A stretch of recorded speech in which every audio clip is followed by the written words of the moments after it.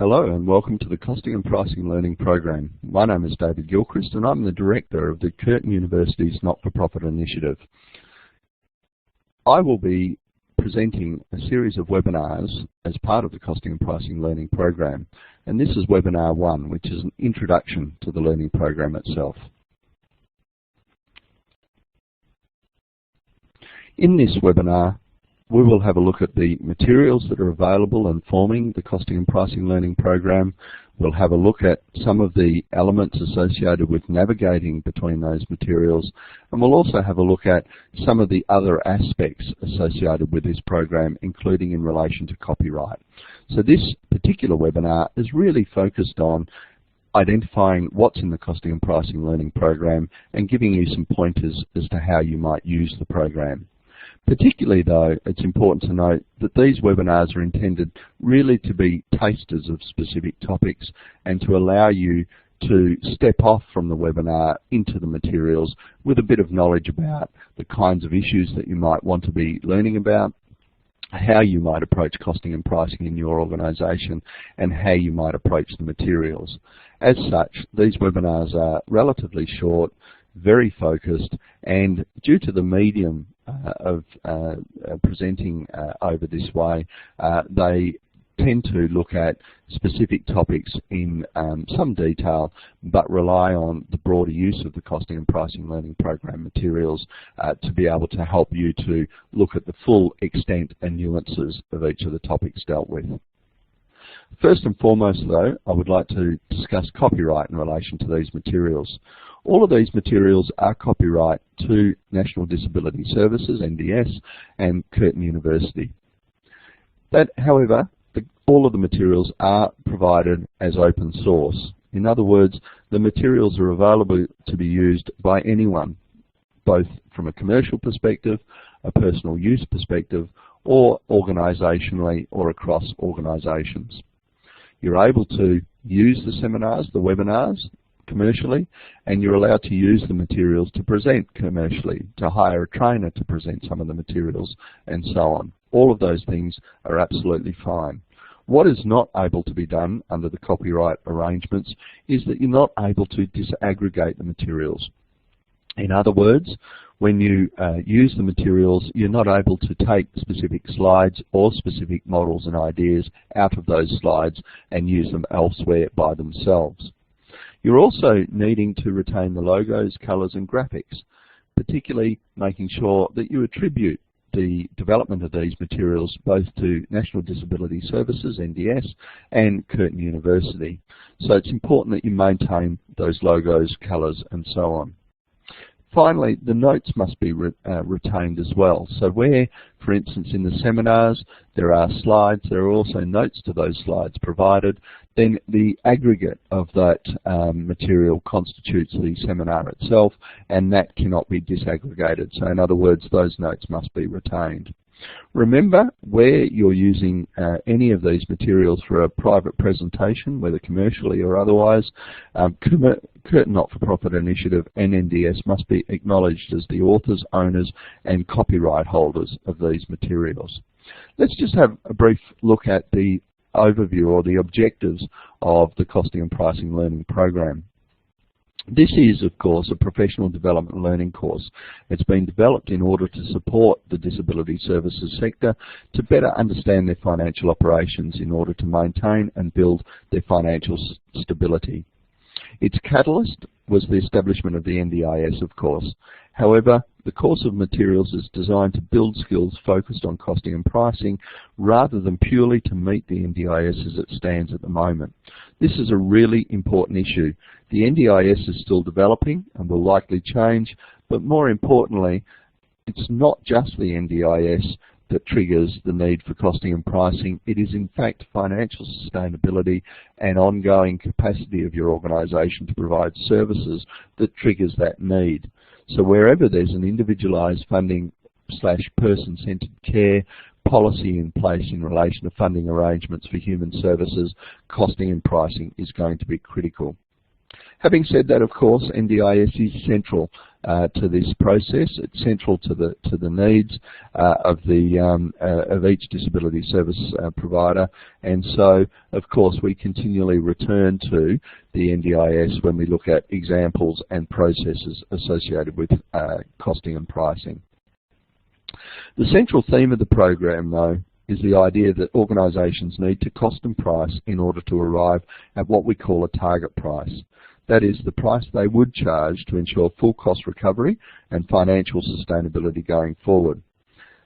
We also need to calculate or understand the price actually achieved, that is, the price paid by funders, including the NDIS, and which the disability service sector cannot unilaterally change. In other words, we can't offer a higher price in relation to particular services and have expectation that funders would pay that. The difference between the two is, of course, the target price gap, and this is the key piece of information needed by disability providers in order to develop a financial management strategy. We will return to this idea of the target price, the achieved price, and the target price gap consistently throughout this webinar series, throughout the seminar series attached to the Costing and Pricing Learning Program, and more broadly. Let's just have a look at the materials that constitute the Costing and Pricing Learning Program. All of the materials are available on the Costing and Pricing Learning Program website. That is cplp.nds.org.au. The resources start off with the National Costing and Pricing Framework for Disability Services, what we call the framework. And the framework steps out the definitions and ideas associated with costing and pricing that are accepted broadly in the disability services sector in Australia. The idea of the National Costing and Pricing Framework, indeed, is to have as much uniformity around the discussion and the ideas as possible, not to prescribe what you should do in your organisation, but so that we're all talking about the same ideas and the same things when we're having discussions pertaining to costing and pricing. The second element, major element of this Costing and Pricing Learning Program is the study guide. And the study guide is a very critical element because that outlines and is really the core of all of the materials that are provided in the program.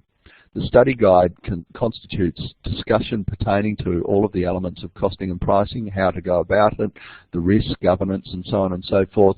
And it also has as its background or as its spine what we call a macro case study. And the macro case study is the presentation of a fictitious Brisbane-based medium-sized disability service provider that we undertake and use consistently throughout the study guide to demonstrate costing and pricing in a practical sense. The study guide is critical reading, and so where the webinar navigation beacons suggest to you to go back to that guide, it is really recommended that you do so. There are also, of course, seminar notes available, webinars available, of which this is the first one, and also the NDS website and Curtin websites provide certain tools and materials. Remembering, of course, the Costing and Pricing Learning Program itself is at cplp.nds.org.au.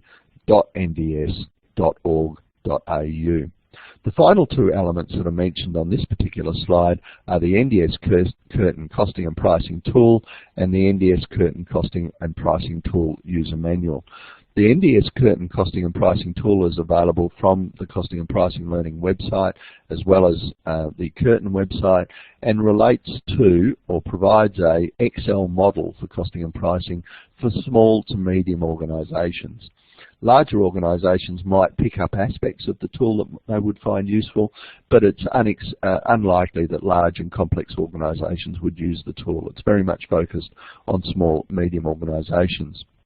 Attendant with that tool is the user manual that I mentioned before, and that relates to and provides a step-through guide on how to cost and price using the tool.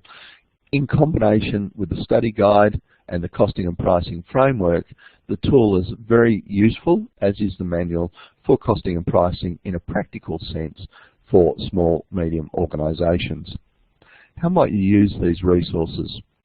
Certainly, starting with the webinars is a good idea. As mentioned before, the webinars are designed to provide a taste of particular topics within the costing and pricing broader activities. They're not able to present the full detail because they're not long enough, and also because the intention is to guide people back to the study guide and the National Costing and Pricing Framework. Use the navigation markers, and I'll show you those in a slide in a second, to draw yourself away from the webinars and into the study guide and the National Costing and Pricing Framework. So in other words, use the webinars as your entree point into the material. Make sure you feel comfortable with the material covered before moving to the next webinar. And also remember, while we have a macro case study, which is the spine of the study guide and the materials under this Costing and Pricing Learning Program, there are also a number of micro case studies available which help you to master particular topics or look at nuanced elements that are not able to be dealt with in the macro case study. Finally, the seminars are available for self-study, but also available, as I mentioned before, to be presented via a facilitator. So use those seminars either in groups or arrange a facilitator and move forward from there. In terms of the facilitator, we also have some materials established that will help facilitators become familiar with the Costing and Pricing Learning Program, what materials are available, and also how we've emphasised things, how they might move forward. So in terms of that, trainers certainly have access to the Train the Trainer seminar, which is offered as part of these materials, and also we are able to offer the study guide and other materials within the Costing and Pricing Framework to professional trainers and others to help them to use it.